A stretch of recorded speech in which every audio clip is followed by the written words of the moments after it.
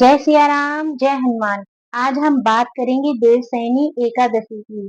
जी हाँ, देवशयनी एकादशी जो कि 6 जुलाई 2025 को है। इस दिन आपको कौन सा उपाय करना है? आपको देवशयनी एकादशी यानी 6 जुलाई को सुबह उठकर नहा धोकर पीले वस्त्र पहनकर आप अपने पूजा घर में पहुंच जाएं।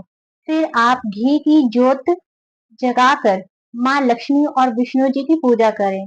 आप विष्णु जी को चंदन का तिलक लगाएं, पीला फूल चढ़ाएं, पीला वस्त्र चढ़ाएं, प्रसाद चढ़ाएं। यदि आपके घर में लड्डू गोपाल है तो आप उनको गंगा जल से स्नान कराएं, पंचामृत से स्नान कराएं, चंदन लगाएं। यदि आप इस दिन भगवान विष्णु को या लड्डू गोपाल को हरी चंदन लगाते हैं तो बहुत ही शुभ होता है। वस्त्र चढ़ाएं। अगर आप वस्त्र नहीं लाए हैं तो थोड़ी सी मौली को वस्त्र के रूप में चढ़ाएं। पूजा के बाद ओम जय जगदीश जी की आरती जरूर करें। आइए जानते हैं उपाय के बारे में। आपको इस दिन कौन सा उपाय करना है? उपाय जानने से पहले आप चैनल को सब्सक्राइब जरूर करें और कमेंट में जय लक्ष्मी नारायण जरूर लिखें। पहला उपाय, यदि आप इस दिन व्रत रखते हैं तो आपके अनजाने में किए हुए पापों को भगवान सदा के लिए माफ कर देते हैं। दूसरा उपाय, आप भगवान विष्णु के साथ लक्ष्मी जी का पूजन अवश्य करें।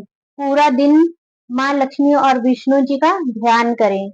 तीसरा उपाय, आज के दिन आपको खीर का भोग बनाना है और उसमें मखाने जरूर डालने हैं क्योंकि माँ लक्ष्मी को मखाने बहुत ही प्रिय हैं। इस प्रसाद को लक्ष्मी जी को भोग लगाएं। चौथा उपाय, हिंदू धर्म में तुलसी को माँ लक्ष्मी का रूप माना जाता है। इस दिन आप तुलसी का पूजन अवश्य करें क्योंकि तुलसी पूजन से माँ लक्ष्मी सुख समृद्धि का आशीर्वाद प्रदान करती हैं। पांचवा उपाय, देवशयनी एकादशी के दिन माँ लक्ष्मी जी के मंत्रों का जप करना बहुत ही शुभ होता है। माँ लक्ष्मी की कृपा पाने के लिए उनके 108 नामों का आप जप करें।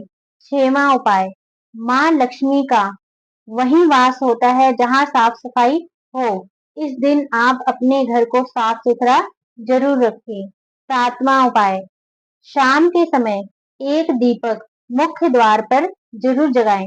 कहा जाता है कि लक्ष्मी माँ शाम के समय भ्रमण पर निकलती हैं और वह उसके घर अवश्य आती हैं जहाँ शाम के समय पूजा पाठ हो रहा हो, शांति हो। यदि लड़ाई झगड़ा हो रहा हो तो माँ लक्ष्मी उस घर में प्रवेश नहीं करती हैं। आठवां उपाय, इस दिन आप विष्णु लक्ष्मी की कृपा के लिए श्री सूक्त, कनक धारा और विष्णु सहस्त्र नाम का पाठ जरूर करें। यदि आप शाम के समय यह पाठ करते हैं तो आपकी आर्थिक स्थिति में बहुत ही लाभ मिलता है।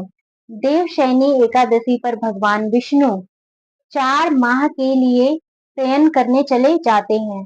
भगवान विष्णु के शयन के बाद 4 माह के लिए बहुत से शुभ कार्य बंद हो जाते हैं, जैसे कि शादी, विवाह, मुंडन, गृह प्रवेश, नामकरण आदि शुभ कार्य नहीं किए जाते हैं।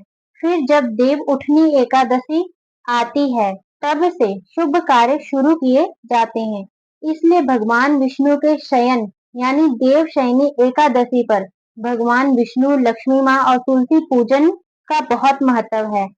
इनके पूजन से भगवान प्रसन्न होते हैं और हमारी सभी मनोकामनाएं पूर्ण करते हैं। आशा करती हूँ आप सब कुछ समझ गए होंगे। ओम लक्ष्मी नारायण नमः।